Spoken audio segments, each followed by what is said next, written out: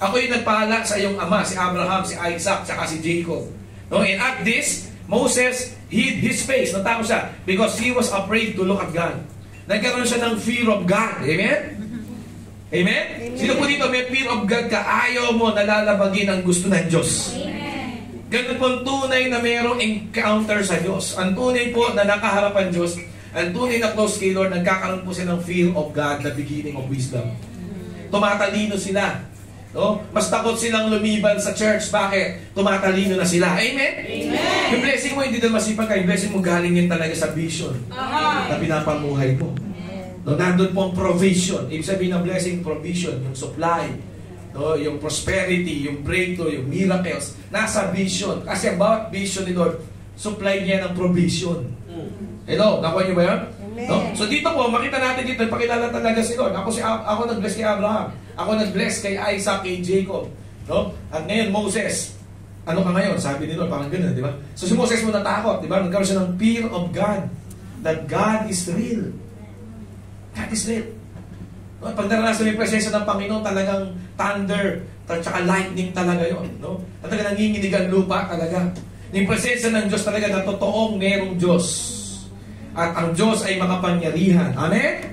Walang imposible sa Kanya. Napakalaki niya, napakalawak niya. O, makikita mo yun, marirealize mo talaga yun. Magiging reality sa yun. So natakot po si Moses. Yun po yung nagkaroon siya ng fear of God. No? Hindi niya pwedeng banggain ng Panginoong Diyos. Verse 7, the Lord said, I have, ito na po yung vision. Tignan niyo po ito ha. The Lord said, I have indeed seen the misery of my people in Egypt. Ito na. Ito na yung puso ng Diyos. Nakita niyo po? Pagka si Lord nagparana sa'yo, pagka si Lord nagpakilala sa'yo, sasabihin ni Lord sa iyo yung tibok ng puso niya. Ano sabi ni Lord sa verse 7? Nakikita ko yung miserableng buhay ng mga Chinese sa Hong Kong.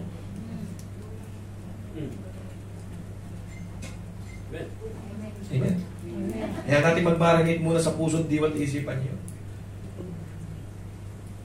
Alam ng Diyos miserable itong mga Chinese dito sa Hong Kong. Wala itong pagkakilala sa Kanya. Pag ito namatay, lahat impyerno to. Alam ni Lord yan. Ha? Yan yung vision. Yan yung nakikita ng Diyos. Miserable. Hello?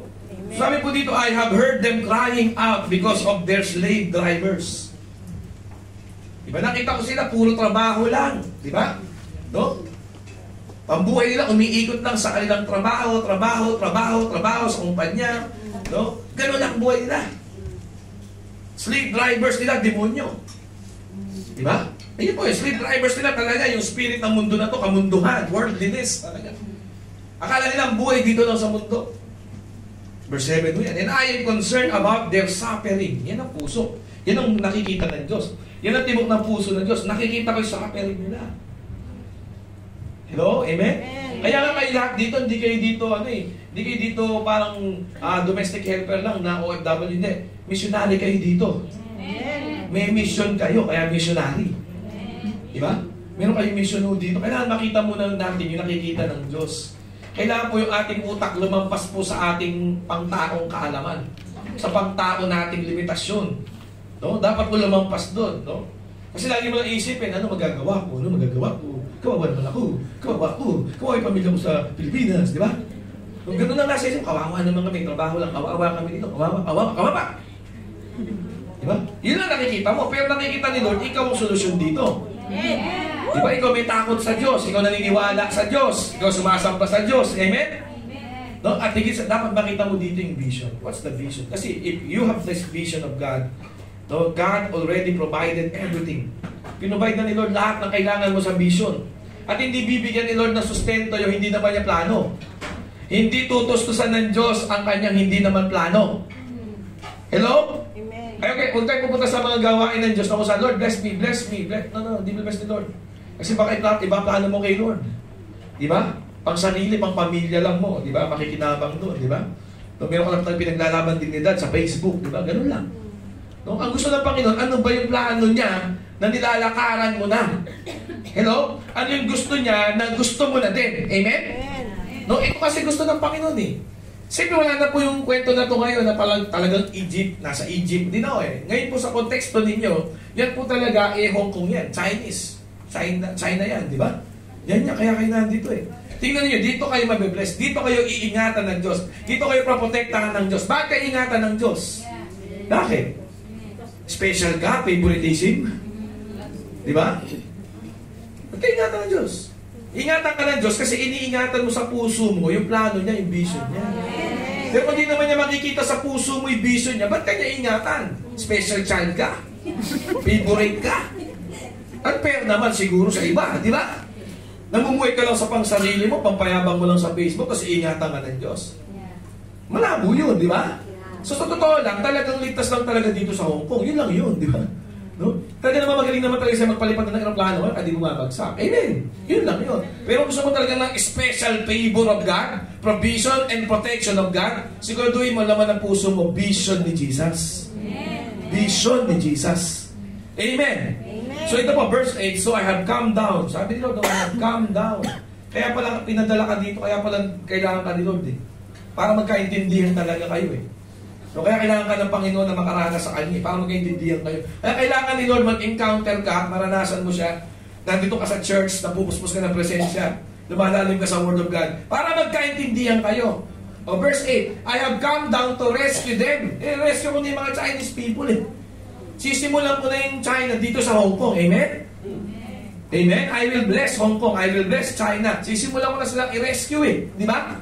I have come down to rescue them from the land of the Egyptians or the Chinese, di ba? And bring them up out of the land into a good and spacious land, a land flowing with milk and honey, the home of the Canaanites, Hittites, Amorites, Perizzites, Hivites, Jebusites, hindi nagtatides, ayos na tutulong ng tides. Yung mga kalaban nyo, yung mga gano'n. Amen? Hello? Amen?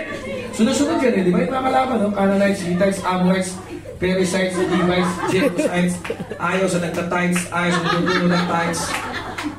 Sama ko doon yan. Amen? Iaalis na, papalayain na, di ba?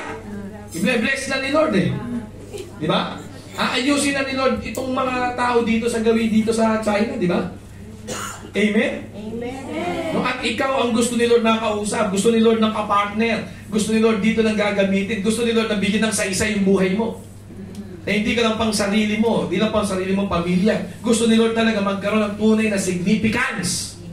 Value, no? Yung buhay mo, yung dahilan kung ba't ka nag-Hong Kong. So, tingnan ka lang nag-Hong Kong, kailangan ng pera, yun lang. Yun lang yun. Hello? Are you thinking with me? Are you with me? Kaya ka nasa Hong Kong, gusto mo lang bigyan ng magandang kinabukasan ng aking mga anak. Ang ganda eh, di ba? Pero para sa iyo ang anak yun. Paano yung anak ng mga Chinese? Bahala sila. Diba? Paano yung anak ng ibang pamilya? Pamilya ko nga lang, di ka pa maayos. Nakita niyo po yung ating utak bilang tao limitado. Pero pag nagkaroon ka ng vision of God, vision of Jesus, lalawak. Yung dahilan mo mas lumalalim. Hindi ka mababaw na puro sabaw, mapagpaimbabaw. Di ba? Milalim ka, di ba? Milalim ka. Bakit ka nasa Hong Kong? Wala na. Di ba? Mas malaki kita dito. Yun lang. Di ba? Mas para sosyal, aesthetic. Aesthetic ang post, di ba? Kakain kita ng kapitbahay. Bakit gusto-gusto mo i-please yung mga kapitbahay na di mo naman gusto? Di ba? Pag gusto mo silang pasikatan eh, alam mo namang ayaw nila sa'yo, di ba? At ayaw mo naman sa kanila. Bakit? Bakit? Di mo lang mababaw yun. Laliman mo naman, kapatid. Kasi pag di mo nilaliman, mababaw. Ang mababaw, madaling mahugot, di ba? Ang mababaw, sabaw, di ba? Walang lasa, di ba? Ang mababaw, mapagpaimbabaw, kalaunan, pagtagal, ibig sabihin, magpapanggap na lang. Laliman mo natin. Kasi pag nilaliman mo, eto, bakit? Eto, tutulungan ko yung mga Chinese na to. Alam niyo po, lumalakad kami dito, no? Nakita ko sana, madali naman silang sharean eh. Madali naman share. Di mo naman sharean yung mga businessman, yung mga boss, yung mga amo eh, di ba? Saka na yun. Sharean mo lang yung mga nagtatrabaho lang din, yung mga nasa kanto, mga nasa back alley. Di ba? Yung alam mo talagang lupay-pay na rin ang buhay nila, di ba? You will be a blessing. Dito sa nation na to, amen. Eh, kaso pag lagi nakikita yung amo ko, nagiging ano na siya, no? Demonyo na, no? Lahat na yun yung Chinese, dinadamay mo na, bahala ka ng buhay nyo, basta ako, may sweldo. Bumababaw siya. Babaw mo. Sabi mo sa tayo, naliman mo naman. Ang sweldo ko, magpapakilay ako, ganun lang. Wala, di mo lang. Wala na problema sa pupa sa pagkakilay. Pero siyempre, huwag lang puro kilay mo maganda. Yung maganda yung buhay mo, di ba? Yung mga Chinese, amen? Tulungan mo sa mga kilala kay Jesus Christ. Amen. No? Eh, si Lord kasi ang puso niya, I have come down to rescue them. Ikaw gagamitin niya, kaya kaya tinawag eh. Hindi ka na kailangan tawagin kung di ka isasali. Ba't ka sasali ni Lord? Wala kasing saysay buhay natin. Kung di ako isasali ni Lord sa vision niya, walang saysay buhay ko. Wasak-wasak, pampamilya ko lang, pansarili lang. No? Tapos pag namatay, impyerno lang, ganun lang. Ganun lang ang buhay ko, di ba? Kung di ako idadamay ng Diyos, kaya nagkakasaysay ang buhay natin dahil sinasali tayo ng Diyos kahit saling pusa lang tayo. At least kasama ka ni Lord sa vision niya. Pero kapalito nito, siyempre, bibitaw mo yung sarili mong vision. So, hindi po, tapusin natin verse 9. Tinatin verse 9. No? And how the cry of the Chinese has reached me. Ano akala mo? Ikaw lang nagpipray? Yung mga Chinese din. Ha? Hello? Amen? Amen? Kaya mo talaga silang tulungan. Kasi sila mismo, they want to experience real blessing na more than sa finances. More than sa material things. Kaya sila nagtatrabaho. They are searching for something na only God can give. Amen? Amen? They want to satisfy themselves pero hindi nila mahanap kung ano yun. Akala nila sa religion nila yun. Akala nila yun yung sa kanilang economy. Hindi. Si Jesus ang kailangan nila. They are looking for God. Kaya si Lord, alam ni Lord eh. And now the cry of these people, no, in this region of China has reached me, and I have seen the way the worldliness, no, the world standard, the Egyptians are oppressing them. The satanic force, yun po yung Egyptian. Dito po sa lugar na ito is oppressing these people. So ito po yung kwento ng buhay ni Moses. No, noong time po na yan, alam nyo, ilan taon na si Moses? 80 years old. 80. Yan may katabi mo bang 80. Mukhang 18 lang yan, di ba? Amen? No? Eh, si Moses dito, 80. Sino ba si Moses? Si Moses po, isang tao po talaga na, nung una po, nung bata pa si Moses, isa po excited lagi, no? Kasi nagtulungan yung kanya pong bansa, na yan sa pagkakasalipin, no? Kaso hindi niya nagawa kasi wala pa siyang karanasan sa Diyos. Kaya kung alam niyo po kwento ni Moses, nung siya po'y kabataan pa lang, nung pinagtatanggol niya yung kanyang kapwa Israelita sa isang Egyptian, napatay niya Egyptian. Tapos nalaman po na nakapatay siya ng Egyptian, the next day nalaman na nakapatay sa Egyptian, tumakas na siya. Kaya napadpad po siya sa Midian. Yung lugar niya yan, Midian na yan, na malapit po doon yung Horeb, mga tinunggan. So, tapos lumipas pa mga taon, 40 years nakalipas uli.